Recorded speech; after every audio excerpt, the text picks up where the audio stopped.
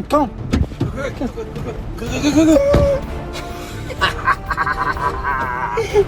Finally we found one. Oh, dang it, it's one ply.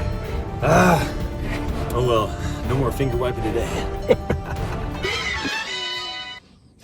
Do we have to? You know the rules, Josh. I didn't see that many people. You saw someone. Fine. Hold your nose. Do it. Ugh. Mountain fresh. Now we're safe. Hey guys, it's only been a week since we talked to you last time, and things have gotten crazier in that week. Every hour, new regulation, new alert on your phone, new liberties being taken away. It's getting crazy, and we just want you to know, in the week that we talked to you last, God hasn't changed. What? I heard that everything changed. God hasn't changed. I know you can't even have church. Bad. How do you know he hasn't changed? Things look bad, and we know they're affecting the entire world. And we told you last time to put your faith and your trust in God, that he's going to take care of you. He can heal your diseases. He can keep you from the plague. And we want you to know that hasn't changed just because a week has gone by and things look incredibly worse. There's a temptation when the world around you all collectively begins to do something. And all of a sudden, there's that part of you that says, is this right? It feels right.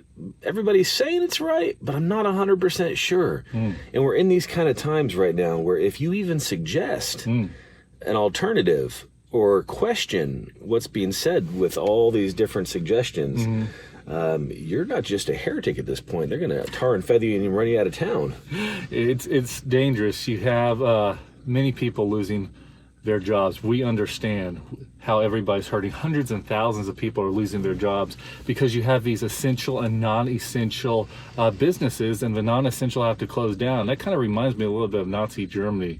I know, us being Jews and all, when they filed our forefathers in line and they said essential and non-essential, they picked your occupation, your trade, and figure out if you were essential to their war effort, to work for them, to labor for them. If you weren't, you were sent to the gas chambers immediately. Now, we're not saying that our federal government is at that point yet. I hope we're not saying that. We know everybody is working in our best interest. They're trying to halt the plague. We're just noticing that in the name of good intentions, little by little, our liberties are being stripped away. One of the things you'll see throughout history is that in any time period when a liberty was stripped away or removed, it was not readily given back. That's right. And a lot of us probably have the belief that one day we're going to wake up and they're going to announce in the news that, martial law. No, past the martial law. He always goes straight to martial law. It's great. I was thinking of the utopian, we're all better now. But we all kind of think we're going to turn on the TV one day. Yeah. Everything's going to be better. Everything's back to normal. Everybody can go buy all the toilet paper they want. Yeah. But history tells us that once a civil liberty is taken from you, it's rarely immediately given back because we now must protect the future for what could happen again and what could come next. But we don't want you again to fear. We want you to trust in God. But we want to look back to the Bible as our source to see how when in times past, the children of Israel chose not to trust in God as their source, then they ended up trusting in man, and that led to a whole new set of problems. Back in Exodus chapter 19 and 20, God led the children of Israel out of Egypt with his strong arm, with miracles, signs, and wonders. They came to the foot of Mount Horeb, and God was ready to speak to the children of Israel for the first time. They consecrated themselves for 3 days, and God spoke with thunders and lightnings and in great trumpet blasts.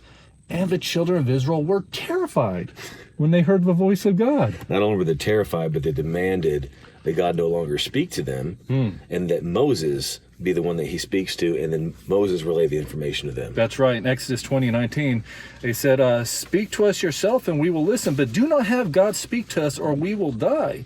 But Moses spoke to the people. He said, don't be afraid. God has come to test you so that the fear of God will be with you and will keep you from sinning. But again, they said, no, God, Moses, you speak to God for us. And they chose an emissary or a prophet style of leadership to speak to God. And that changed the relationship of God with man for the entire Old Testament until Yeshua came to be that mediator to God for us so that we could come and speak to God directly. Israel did this again when they saw everybody around them having this fancy thing called a king. That's right. That's right. And they said, we want a king too. They did. And that was in 1 Samuel chapter 8. The children of Israel saw that the nations round about them had kings to lead them to battle, to protect them, to shield them. And instead of trusting in God, they came to Samuel and said, give us a king. Well, Samuel was upset. He went to the Lord, and the Lord said to him, Samuel, listen to all that the people are saying to you. It is not you they have rejected, but they have rejected me as being their king. God desperately wanted to be their king. He wanted to be their leader. He wanted to have an intimate personal relationship with Israel. That's right. And consistently, Israel pushed him away. Yeah. And as you continue to read on in 1 Samuel 8:11, he said, this is what the king who will reign over you will claim as his rights. He will take your sons and make them serve with his chariots and horses. Some he will assign to commanders, others to make weapons of war. He will take your daughters to be perfumers and cooks and bakers. He will take the best of your fields and vineyards and olive groves and give them to his attendants. He will take the 10th of your grain and your vintage. He will take a 10th of your flocks, and yourselves will become his slaves. When that day comes, you will cry out for relief from the king you have chosen. But the Lord will not answer you in that day. But the people cried out, give us a king. That's right. They got their king, Saul, the first king of Israel. Now, once again, we're not trying to vilify our government and saying that they've become this tyrannical dictatorship. We just want you to take what is going on in the world today as your example to look to God for your source, knowing that no matter all that they're doing, isolating us and these, home quarantines and everything, it's still not killing the virus, because man cannot stop the virus. Only God can stop the virus. He is our source. This is not a call to civil unrest. It's not a call to disobeying your authority. We know what the Bible says about submission to authority and whatnot. But the Bible also doesn't tell you to be a blindless follower either. Yeah. And the whole point is that Yeshua has given you the authority over diseases, over plagues and famines. We told you all the verses in our last episode in Psalm 91 and all the other chapters that talk about how nothing can come against you and rise against you in this time where the government is doing their best job in the natural to try to find a way to stop the spread of this virus. We have the authority in the supernatural to speak to it and command it to die.